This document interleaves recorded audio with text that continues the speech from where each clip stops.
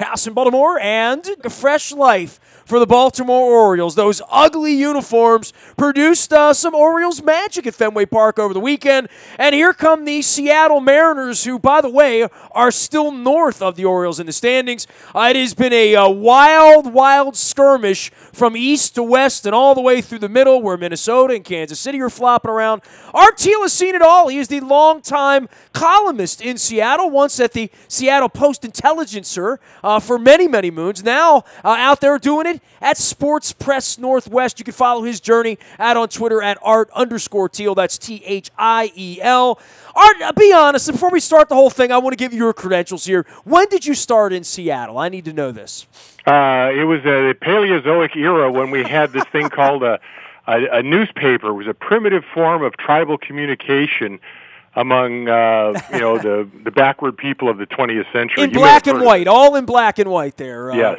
Well, and I know you've been there forever, and for the Mariners, this is a kind of a rare fling, isn't it, into Labor Day area where you really, maybe not in the catbird seat, but, I mean, any of these teams that plays good baseball for a month, they're going to steal this thing. It's just a matter of which one of these teams is going to take this hot potato at this point, right? Yes, there's a vast, great ocean of mediocrity in the American League, and the Mariners are a part of that. And they've been in the fringes of this before, but people here are really tired of almost, because they've only been in the playoffs for 4 seasons out of 40. Wow. I don't think about it like that. I mean, I know it's not a rich tradition, and I go back to Bruce Bochy and all that, Right. But it did feel like the prosperity was longer than that. And it's probably because you won 130 games one year, right? Well, right, yeah. The Dodgers are making a run at the Mariners' 2001 season of 116 wins. It was an incredible year. It was. And, if you ask Lou Piniella, the manager at that time, to this day, what happened, he'll say, what the hell, I don't know. He doesn't know how that happened. I mean, yes, there were good players. That was Ichiro's rookie of the year, rookie season. He was rookie of the year and MVP. Lots of other, top players. But they got rid of Randy Johnson, Alex Rodriguez, and Ken Griffey Jr., and then won 116 games. So that was very weird, and it seems to have exhausted the entire universe of karma the Mariners had, because they haven't been back to the playoffs since. And that's why this season has been so extraordinarily frustrating, because they put together a pretty good 1-9 lineup with Robinson Cano, Nelson Cruz, and Kyle Seager at the heart of the order, and have got decent supplemental players, but they have been absolutely decimated by injuries in the pitching staff. And it was kind of a tenuous rotation to begin with, but the 3 guys you're going to see in Baltimore, none of them were with the team coming out of spring training. So they've gone through 35 pitchers. The Major League record is 38. Art, you should see the way we've done it. We've kept the same 5, and they all stink, and we just keep sending them back out there. So we're sending guys out to the hill. 20 starts into this with ERAs in the 6s and the 7s, because much like Houston right now, God bless all of them, there is no cavalry, you know what I mean? And you're always trying to get the minor leagues together, but, and the Seattle-Baltimore thing is fascinating at this point to me. We don't get together often, but boy, when we do, there's the whole Adam Jones-Tillman thing from the fleecing back in the McPhail era. Certainly now, on our end, there's massive angst about the Nelson Cruz thing, because we could have used him around here the last couple of years, certainly more than we could use Chris Davis right now. And I know out where you are, the signing of Robinson Cano was supposed to be the dawning of the new era and what was going to happen out there. And for Ichiro and all of his greatness, they never really won. But this is one of those weird years for both of these teams. Art, come on, admit it. The Mariners suck, kind of, sort of, and I'll admit the Orioles kind of suck, sort of. But here we are, Labor Day week, and one of these two stand a legitimate chance, along with Minnesota or some other, half-drag, to doing what Lou Piniella talked about 15 years ago, which is all you got to do is win game 1. Literally. I say that to the Dodgers right now. Go ahead, win 112, 118, whatever you want. You better not lose game 1 in October, because that's where it all gets, that whole advantage, 25-game lead, all that, it all goes away in, 5 innings very, very quickly, right? Yeah, well, that's the horror and the majesty of Major League Baseball is that you can squander, as the Mariners did in 01, a 116-win season. They won their first-round playoff series, but then ran into the Yankees. It was an odd year, obviously. Everyone was still terribly disturbed by 9/11, and whatever enthusiasm people had for sports was long gone. And how much did that play into it? I don't know. Other teams won.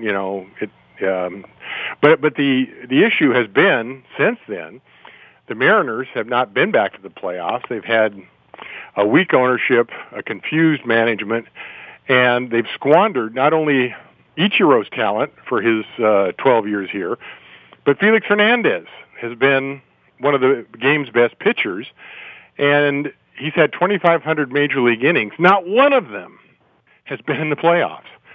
And now he's 31 years old, going on 40, because he put on a lot of hard miles on his right arm, and he's on the disabled list now. You won't see him this week.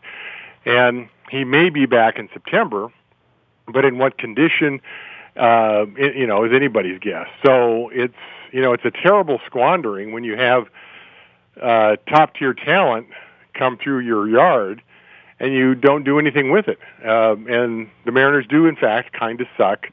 Well, they all kind of do, right? I mean, that's the weird part is we're going to race this thing down to the finish line because in the end, one of these teams is going to see the Yankees, I guess, right? I mean, I guess, in Yankee Stadium, I guess. And, I guess if Buck Showalter's there, who knows? Britton may still be sitting there in the 13th inning this year around. But, I mean, that does create incredible drama for that team. And then they win, and next thing you know, they'll be running off to Cleveland or running off to wherever to play. So it's not that far-fetched. I mean, for me, it was far-fetched for the Orioles to stay in this thing and deal in for Hellickson and bring in Tim Beckham, and all that stuff has worked out pretty well. Where other teams are kind of sitting in the middle of the road on the trading deadline, didn't know which direction to go in. I mean, Seattle feels to me to be, certainly one of those teams that never could feel like they could go all in, right? I mean, that they've never been in that position to go all in, right? Well, right. And in this particular year, this is the second year of Jerry DiPoto's tenure as general manager. They have exhausted the farm system. There's not very many prospects worthy of trade, so they can't be much of a player. Most of their regular lineup is plus 30 with big contracts. They're untradeable. And what you see is what you get there, right? Yeah, and if you don't have any prospects to deal in the farm system, I think in Baseball America's top 100, they had one pitcher in the top 100. And so that really hamstrings DiPoto at the trade deadline or even the revocable deadline. You can't really bust a move for a Verlander or somebody like that if you don't have a passel of prospects to throw into the mix. And so they've done a few nickel-dime transactions to fill the roster in face of all these injuries, but it's once these guys get around the league 3 or 4 times, the scouting reports follow them, and the veteran major league hitters tee off on these guys because most of them are 4A pitchers. They better than AAA, not good enough for the majors. They come in, they have a couple of good games, and then they get smashed. So that's been the chore for the Mariners, and like I said, they've already had the club record. They broke last year's club record of 32. And they should break the major league record with the September 1st call-ups. So the churn has been incredible. I have no idea when I walk into the clubhouse, is this guy the clubby, or is he the starting pitcher? I'm having that problem with the Ravens right now with the 90-man roster, but they're breaking that down. But you do find yourself, even old guys like us that have been around this forever, you walk around and you're like, who are these guys when you don't know them, right? And, look, Buck has done the shuttle and has hid players and, ridden this AAA thing as hard as anyone. The problem in the Orioles organization, similar to the Mariners, is they don't have anybody at all in their minor league system. And, it really is kind of an indictment. And the Mariners have always been very very involved internationally, right? And, have always felt themselves to be on the cutting edge, specifically in Asia, and in a pipeline there that, Ichiro made half of Japan stay up all night for a decade watching baseball there. What has become of all of that, right? I mean, there were nice building blocks there. There always have been, right? Well, yeah. I mean, they had a great relationship with the Japanese pro leagues, and they had Ichiro here and a couple other guys, Shigetoshi Hasegawa, other, and then Kazuhiro Sasaki was one of their best relievers in club history. So there's been some of that, but the old ownership finally sold. Nintendo of America finally sold to a local guy, John Stanton, and there's a lot of hope that Stanton is going to bring the kind of baseball passion and knowledge that the Mariners have so long lacked. And he really does care, but he doesn't care enough to meddle, which is a great thing. He's trusting DePoto to do the right thing. DePoto is just trying to win the pot with a pair of deuces, and that's what's really the problem here, is that the Mariners are cobbling together these wins. I mean, they've won 7 of the last 11, despite losing 2 of 3 over the weekend to the Yankees. But they do things, they just have these awesome splats where, like on Sunday in Yankee Stadium, they committed 5 errors in an inning. Ugh. And this was after. That's hard to watch. When you're a fan watching that, you're like, "Come on, man!" Right? You're in a pennant race here. What are you doing, right? Yeah, and then this was on the Monday of the week. They committed 4 errors against Atlanta, and this is a good defensive team. How it fell off like this is just inexplicable.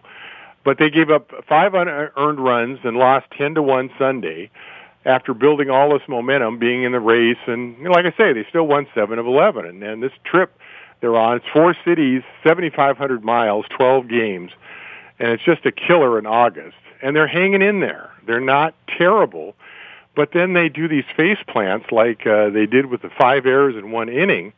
And even the Homer team broadcasters are swallowing their tongues, rolling their eyes, and going face first in the broadcast booth. It's just astonishing that these guys who've displayed at least average, if not sometimes above average, major league competency, just turn into the Marx Brothers. He is Artiel. He is one of the long-time voices in Seattle sports. He's been there so long, he won't tell me how long he's been there.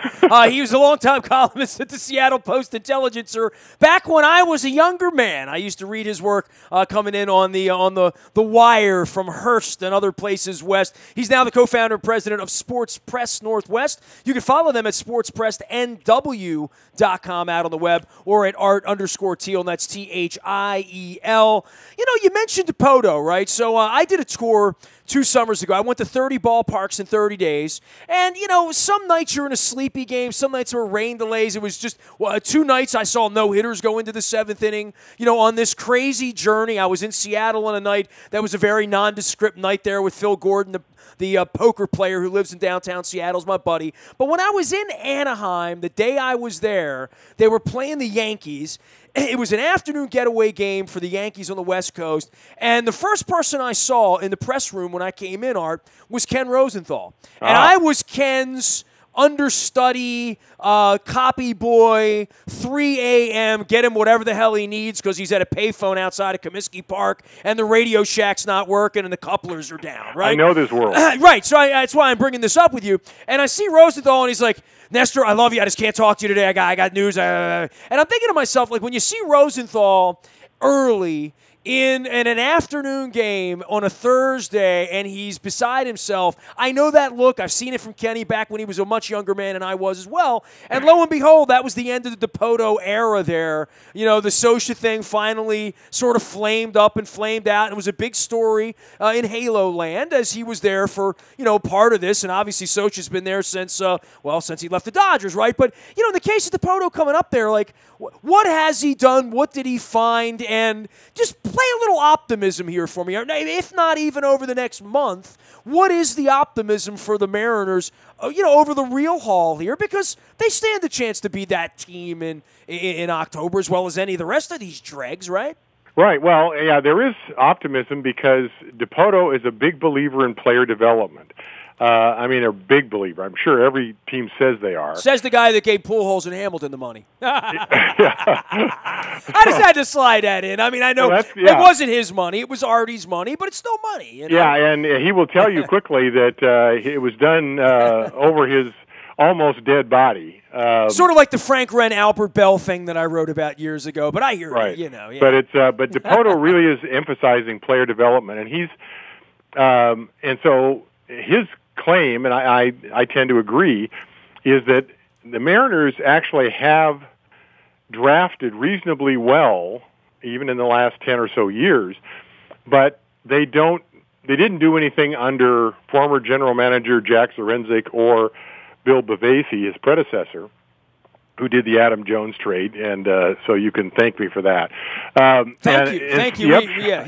The upshot was that the Mariners really never got much out of their high draft picks, and as a consequence, are really up against it. When other organizations are filling in spots here and there, the Mariners have almost nobody coming out of their system, either the U.S. system or international. So DePoto has put a big emphasis on that, and one of the fruits of his labors right now has been catcher Mike Zunino, who is finally hitting almost to a major league average for a catcher. He's a great defensive catcher, great arm, works the pitchers well, but he's been a terrible major league hitter for all 4 years until DePoto worked with him in the offseason. Not DePoto himself, but all the people he's got, farm director Scott McKay, really concentrated on improving his swing, getting his mind clear, and he's become a productive hitter. Not a great one, but certainly serviceable. So that is what I think a lot of people are seeing in the minor leagues.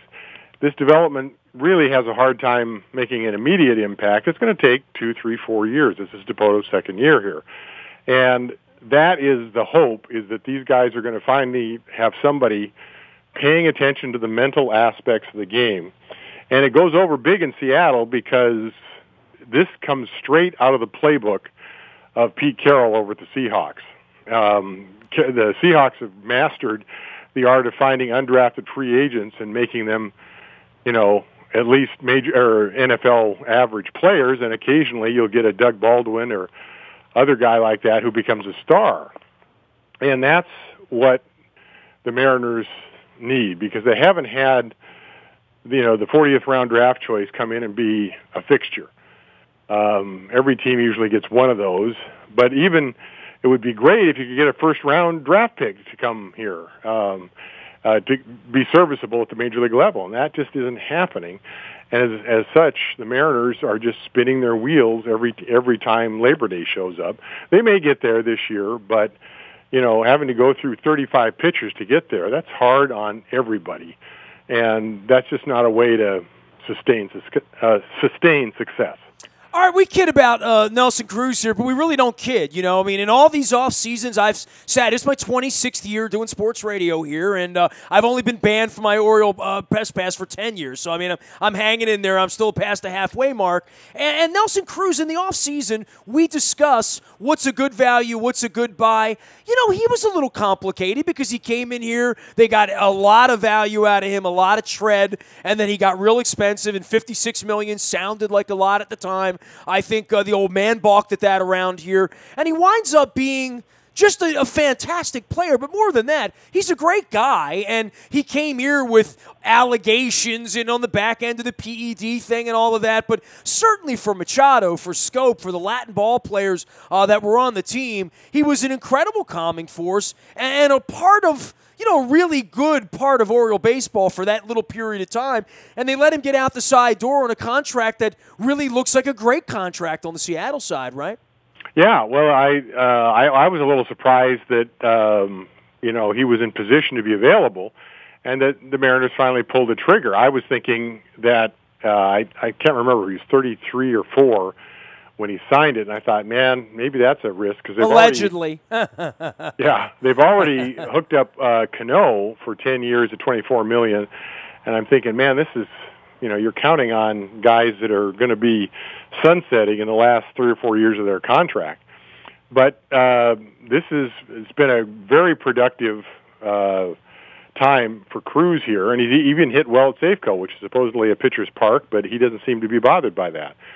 And he had a great run of 6 homers in 8 games here recently, and everything about him as a player is kind of eclipsed by what he is as a person and a clubhouse leader. And as you mentioned, he is a great dude.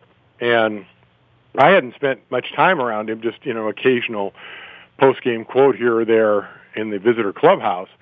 But I was really impressed with how easily he leads the team and is, certainly available and accommodating to the media and does all the things necessary to be a real quality asset in the clubhouse. And so, yeah, he's been, a great acquisition. And I'm the only problem, of course, is that as he ages, he's now pretty much out of the mix in the outfield. Which, if you watched him play the outfield, you'll say, "Well, that's good. The women and children are safe." But he's kind of chafes at it because this is really his first full year as DH. He was out in the outfield, I think, once earlier in the road trip, and that was okay. No one was injured. Yeah, you could hide him out there on a Thursday afternoon or something if you had to, right?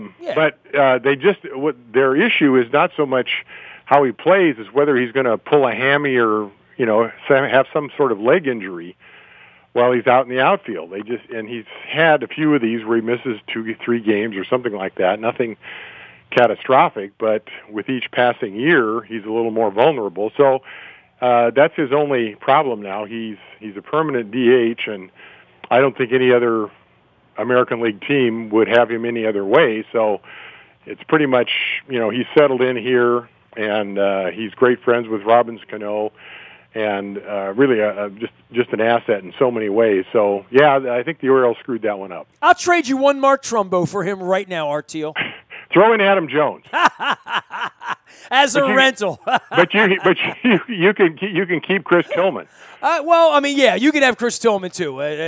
All of that and breakfast down there in Puget Sound will make us even. Art Thiel is out in Seattle. Has been covering the Mariners for 100 years. You can go follow him, Art_Thiel. That's Thiel. Tell me about your about Sports Press Northwest. I'm obviously very familiar with your work, and I'm embarrassed that I haven't had you on my show and bothered you more often for your great sense of humor here. But I know it's been a number of years, and you talk about the newspaper business. I mean, you are an old newspaper guy.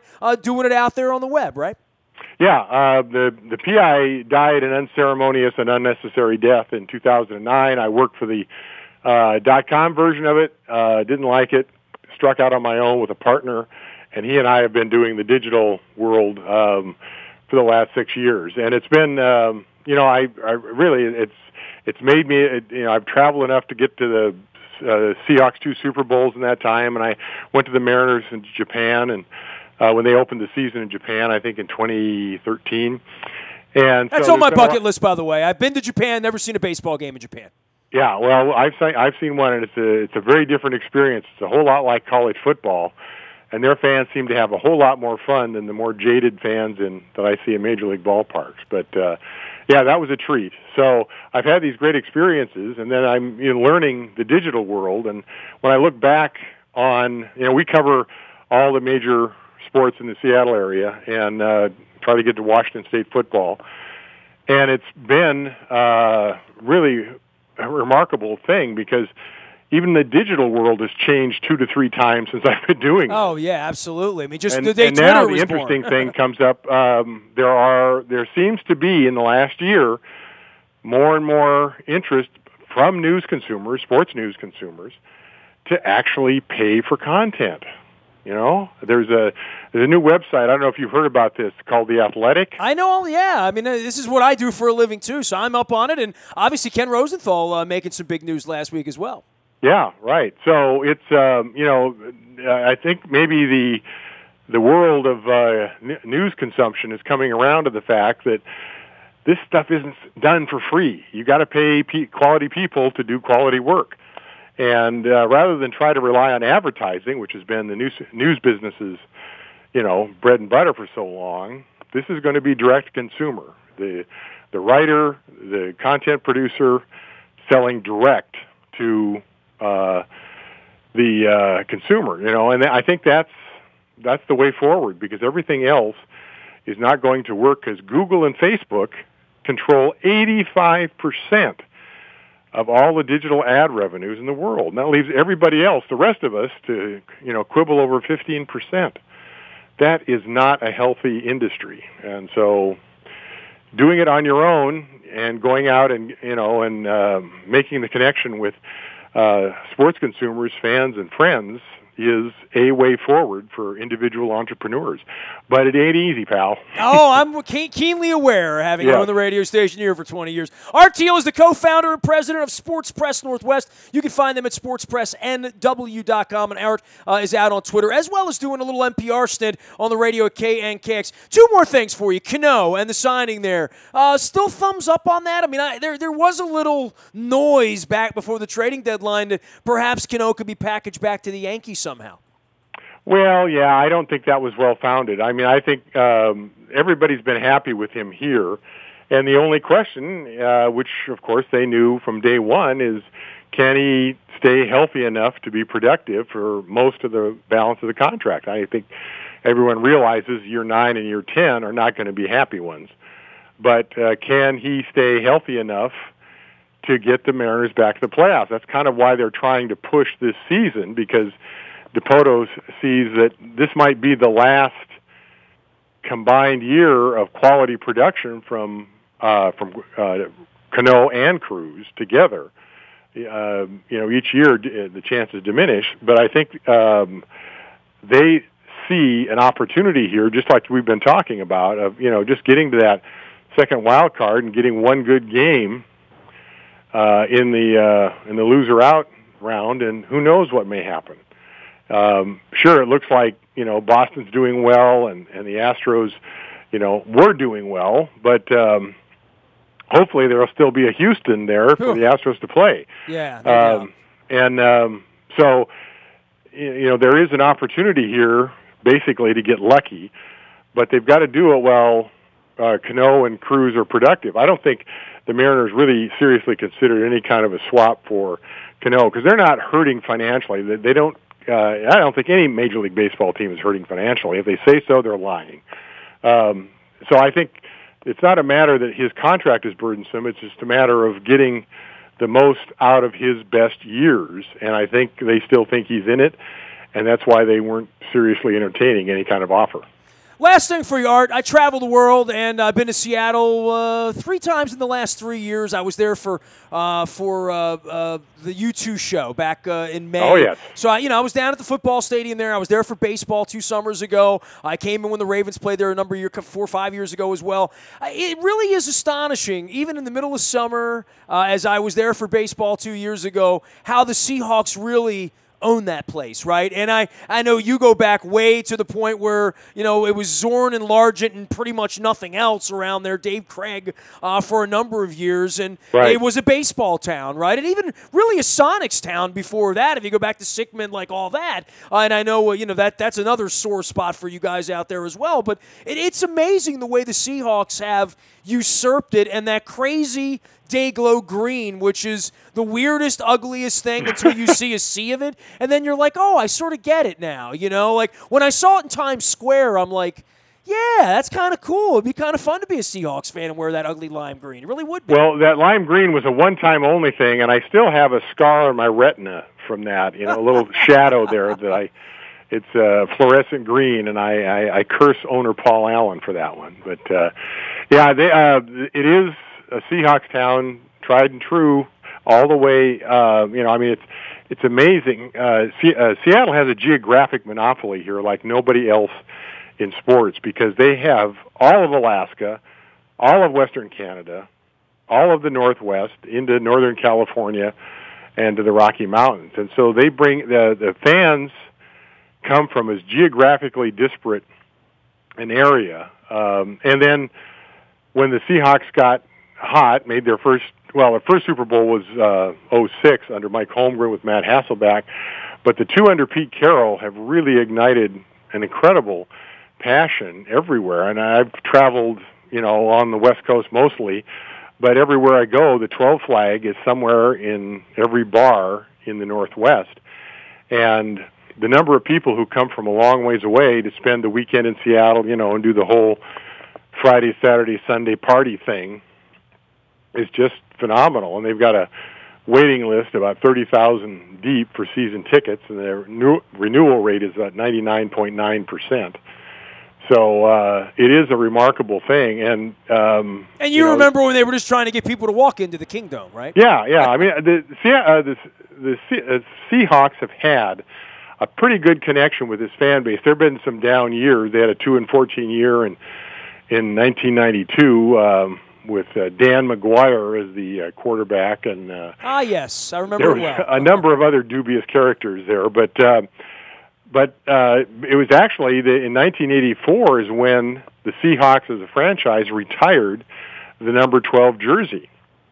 So it goes back well preceding Pete Carroll, and and of course it was in the Kingdome, the late and much lamented Kingdome, that the NFL had to make a rule that if the crowd noise gets too loud, the home team will be assessed an unsportsmanlike conduct penalty. And that was because it was so deafening in the Kingdome that quarterbacks and other players could not hear signals called. So that passion's been there. And now the Seahawks are sharing a little bit of the football glory with the University of Washington Huskies football program, because they made the college football playoffs last year, and it looks like they got a 12-0 season coming this year. So this is really a big football town. And if your definition of football includes soccer, the Sounders won the MLS Cup last year. Well, that's always a big deal when the Sounders play the Portland team, right? That's a real border war going on. And that's happening tonight, by the way. Well, there you go. So we'll tune in for that as well. Hey, you've been a wealth of Seattle information. Next time I'm coming in, I'm getting a restaurant recommendation from you, because you know your way around. It's always been a pleasure to read your work. It's a pleasure to have you on the program. I'm going to send everybody out to Sports Press Northwest, and that's sportspressnw.com. Art Thiel, co-founder, president there, and longtime newspaper columnist back in the Flintstones era. He is Art_Thiel. Appreciate the time, Art. Thanks for coming on and giving us a wealth of knowledge about the Mariners for the next few days. Hey, my pleasure, and take me to dinner when you get here based on my recommendation. There we go. Metropolitan Grill's where you're taking me. Wait a minute. Who's picking up whose tab? Oh, I don't know, man. We'll just go to the market. We'll get some fish. I'll get you some salmon. Sounds good. Thanks, Art. Appreciate you. Art Thiel, co-founder, president of Sports Press Northwest, and also can be heard on NPR at KNKX out in Seattle, where the Orioles are going to be entertaining the Mariners next couple days. We'll see how entertaining it was. Certainly the Red Sox were not entertained over the weekend by this surge of Oriole baseball and ugly, ugly uniforms over the weekend, which we're going to be discussing here as well with Todd Radham. You can find me out in the Buy a Toyota Audio Vault 24 hours a day from anywhere in the world on your mobile device by downloading the TuneIn Radio app. We do come in crystal clear from wherever you happen to be. Our morning newspaper ships to your email inbox digitally and free of charge. It's all powered up by Planet Fitness at planetfitness.com, where it's still $10 a month to get in the best shape of your life, guaranteed. Don't forget, all breaking news happens first on our WNST text service. That's all brought to you by Coons Ford of Security Boulevard. And, of course, Dennis Kolatzis will be here on Thursday from 3 until 5, driving you home, getting you ready for the weekend. And fake football ends this week. Labor Day comes. We all exhale and start the Raven thing. I am Nestor. You can find me out on Facebook, Twitter, LinkedIn, Snapchat, Instagram, streaming live on our Facebook as well as our YouTube WNSTV channel. We are WNST.net, AM 1570 and WNST Towson, Baltimore, and we never stop talking Baltimore sports.